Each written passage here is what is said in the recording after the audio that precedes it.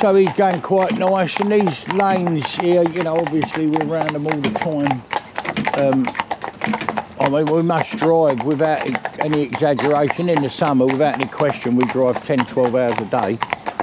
That's definitely right. In the winter time, in the dead of winter time, we still do 8.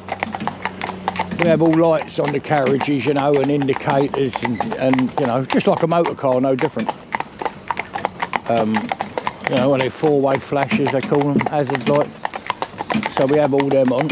I find personally, high-vis is a big thing now. The trouble is with high-vis is years ago it was a big, you know, it was noticeable, which was its intention. But now there's so many people wearing it.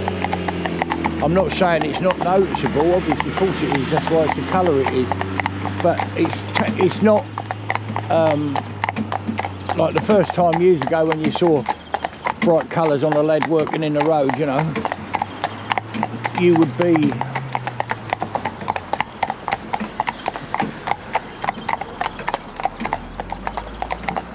going along, look. Go on. He was going well, wasn't he, that little one, his little tiny leg? Come on.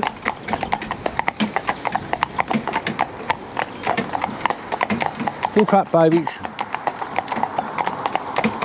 So there's an interesting thing as well. Like Cloud, also on the inside,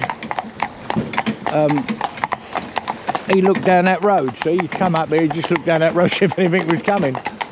Well, the other horse, I know he's got his head this side of him, but he didn't bother looking, did he?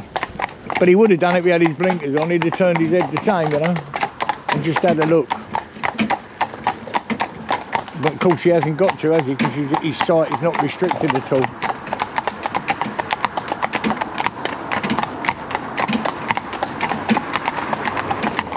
So this horse here, as I say, the one without the blinkers is called Dursley. That's where he come from, apparently. I think that's right. Dursley. Quite a nice name, really. Something different.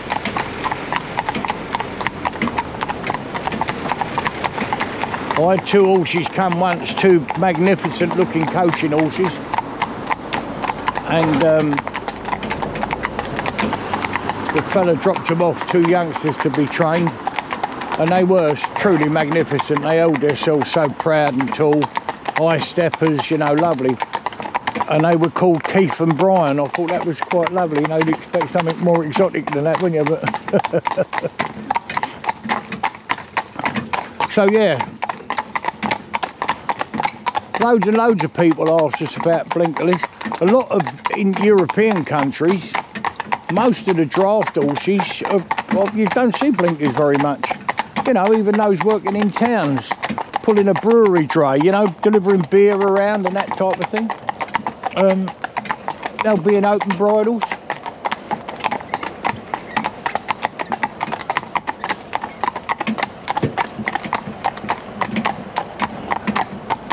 But you learn every day, and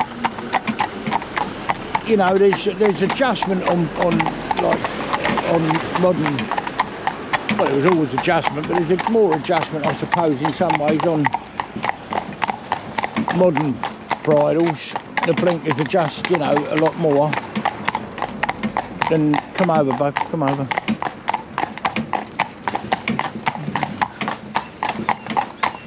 Yeah, the blinkers adjust a lot more than they did years ago, because you just had your piece coming up, connecting, the blinker stays coming up, connecting to the pole strap, the same as they do today. But now, sometimes they have wire placed. I don't agree with it, I don't say it's a good idea, but I mean, I can see the purpose of it. They have wire placed in it so that you can bend it to hold the blinker where you want it. The problem is with that, if the horse rubs himself on foliage or anything like that, he can often bend it right out. Now, if he's never, you know, had that much vision given to him in a cart before, that can unnerve him, you know. I had one horse, and I'd say I've never had one that didn't. I had one horse that really didn't like it, and how I'd done it with him, I've got a bridle, which, you know, it wasn't an old one, you know, it was, so if I could have found an old one, I'd have done that. But a blinker or a blinder is obviously made of leather, but it has a shield inside it. They call them a shield. And they're all in different patterns. They're cupped in different ways to accommodate the eye socket. And they're made of steel. And they're pressed out in a shape. And obviously you can get all different patterns of ones, but the depth of the cup, so you know the cup that goes on the side can be dead straight like that, or it can be cupped like that, according, so it suits your horse. Some horses more, you know, some breeds are wider across the forehead, their eye socket's bigger, and if you don't have the proper bridle on, you can rub their eyebrow, you know, above the eye.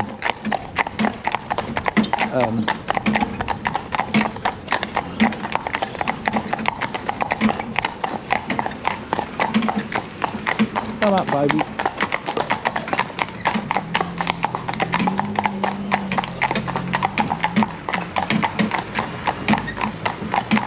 So here's our first test, if you like.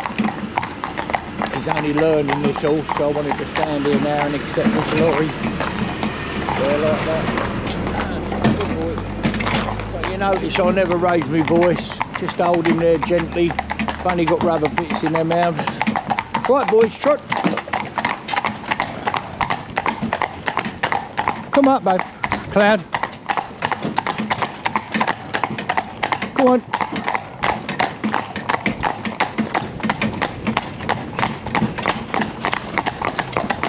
And you see what I said to you back there? Way back there, I said to you that when he turns his head that way, so most of his eyes on me there. When he turns his head right that way, so he sees me, and he's quite like, oh, what are you doing there? Funny, isn't it? Like they look with his left eye, right, or his near side eye. He's looking there, and he's, you know, but see now he sees me with this one, and he's like, oh my God, what are you doing there? All right, mate. You know, what are you doing there? You shouldn't be there. It's quite perfectly quiet. If I turn his head that way like, and look at him.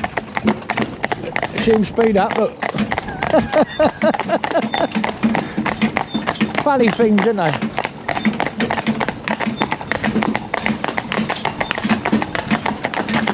The reason he can't see me with his other eye, because obviously he's over there more, isn't he? But also his mane's heavier that side, so it acts like a blinker. So when I, you know, if I bring him over this side here of the road, and I'll turn him again that way so he can see me. You can see him speed up, look. And he wants to put his head straight, you know, when I... So what we'll do, what Rhea will do, she's already got it planned, I wouldn't, you know, I wouldn't have to tell her or discuss it with her, she'd know what to do. So what we'll do, we'll plait his mane this side and leave his eye open that side, you know, more. Funniest thing in the world. So he's going along here all right, like, turn his eye that way, look, see him speed up, look. But the more times I do it, the less the speed. So you've got to understand all that, but you know, most people, not most people, I don't mean to say I'm the best trainer in the world or anything else, but a lot of people would put me in and think, oh, he's just going lovely. And then they turn to the right and have a problem, you know, he'd start tear-arsing round like a lunatic, you know what I mean? Oi.